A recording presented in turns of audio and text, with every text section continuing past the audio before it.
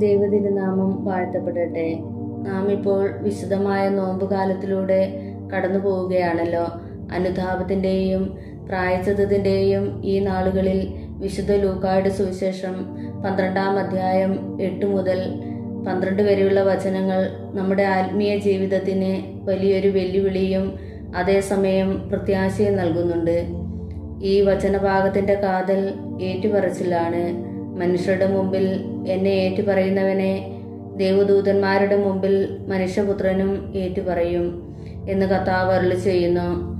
നോമ്പുകാലം എന്നത് കേവലം ഭക്ഷണവർജനം മാത്രമല്ല, മറിച്ച് നമ്മുടെ ജീവിതശൈലിയിലൂടെയും വാക്കുകളിലൂടെയും ക്രിസ്തുവിനെ ലോകത്തിനു മുമ്പിൽ ധീരമായി സാക്ഷ്യപ്പെടുത്തുവാനുള്ള ഒരുക്കം കൂടിയാണ്.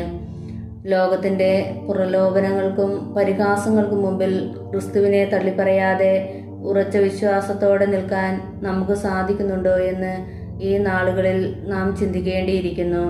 തുടർന്ന് പരിശുദ്ധാത്മാവിനെതിരായ ഭൂഷണത്തെക്കുറിച്ച് കർത്താവ് ഗൗരവമായ മുന്നറിയിപ്പ് നൽകുന്നുണ്ട്. ദൈവത്തിൻ്റെ കാരുണ്യത്തിലേക്കും സ്നേഹത്തിലേക്കും മടങ്ങി വരുവാനുള്ള വാതിലുകൾ നാം തന്നെ കൊട്ടിയടയ്ക്കുന്ന അവസ്ഥയാണിത്.